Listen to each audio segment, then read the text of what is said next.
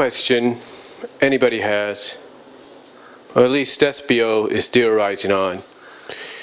Is Nightmare Moon returning at the end of this season, the end of this final season? That is a very good question. I mean, the fact that you had the Royal Problem deal in Season 7, you had the friction somewhat in the 200th episode, and then you had basically what some would consider the blow-off and the makeup kind of deal recently this past weekend in between Dark and Dawn. The question still remains in the eyes of several fans is this leading basically to Nightmare Moon's return? Is this leading to Luna having a relapse? And honestly, I can't say, but I would venture to say that it might be what it's leading towards. It might seem like that, but I don't think it will. In fact, as a matter of fact, it might be something completely expected, surprisingly expected, and maybe unexpected.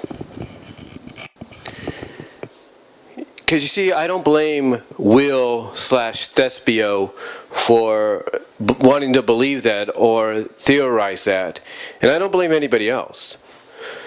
But if Hasbro/DHX/Allspark Animation /Boulder Media /Nicole Dubuque/Jim Miller/Josh Haber are getting people like Will and like Thespio and Voice and many others to think that, then they're doing a heck of a job, because what I sense is a red herring. Yeah, I sense a red herring. And the reason I say that is because when I hear Grogar mention his bell as being bewitching, that means being able to use it to put maybe some pony or creature under his control, if not temporarily. And more than likely, a lot of people would point to that one character being the lead in the show, being the face of the franchise. That, of course, is Twilight. And the reason I bring this up is because it might seem very similar, or the situation might be very similar to something that happened in another show that once aired on Fox Kids, or as it was known at the time, the Fox Box, and currently airs on YouTube, Netflix, Nickelodeon, you name it, and that's the Winx Club. The reason I bring that up is because in one of the seasons of the Winx Club, as part of the finale, the main baddie, who you might consider being on almost similar levels power-wise to Grogar, bewitched and manipulated and controlled the lead character, Bloom. Yeah, he controlled her, bewitched her, turned her into what was known as Dark Bloom. Now, true, her friends were able to get her out of it and snap her out of it, and she was able to retaliate. But the point is, and my sorry for that. But like I said, the point is, no one saw that coming throughout the whole season, throughout that entire season. Now, I never watched Winx Club, only glanced at it here and there. So when I saw this happen, I pretty much knew, yeah, she's going to be okay, but it's to create drama. And if you're following the show and you're suspecting someone else because it might have thrown out some red herrings, you're not suspecting this. You're not suspecting Bloom to be bewitched and turned into a dark version of herself. That's one scenario that if you followed that show at the time, you didn't know was going to happen. And again, the reason I bring that up is because it seems very identical and similar maybe to what's happening here.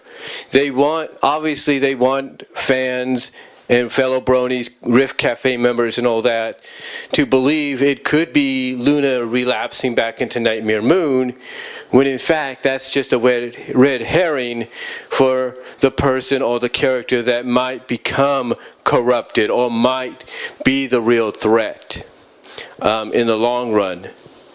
And that, of course, obviously in the eyes of a lot of fans could be Twilight. But there is the other option. The other option being Celestia. Could Celestia be bewitched and corrupted into becoming Daybreaker for real? We've seen hints of it in the dream sequences of not just Starlight, but now even Twilight. So the question is, will that occur? Will Celestia be the one to be bewitched and corrupted into Daybreaker? That's something a lot of fans would hopefully expect to happen, because there are some thoughts that both sisters could get bewitched and corrupted into the evil alter egos. But more than likely, if this was to happen to one of them, I should say, it would be Celestia, because we've seen it teased, eased and everything, so it would make sense for that to come full circle. But then there's the other option. That other option being obviously Cosy Glow. Now you might say Cosy's evil anyway. What point would that make? Well, it's real simple. You see, Luna, in my opinion, relapsing into Nightmare Moon is a red herring. Grogar, being the true baddie, is a part of that. So who's to say that the one character that will be revealed as the true bad to help redeem, save, or uncorrupt and all that won't be the one that's already kind of corrupted herself or has a misunderstanding how friendship works? And that's, of course, Cosy Glow. What if she is the real character? What if she's the one character, as small as she is, that gets further corrupted into some kind of monstrous form? Maybe she's manipulating Grogar and the other baddies, and then she takes control of the bell and whatever power it wields, and not knowing what it can do, it corrupts her into something different, corrupts her into a monstrous form that is even more powerful than Grogar.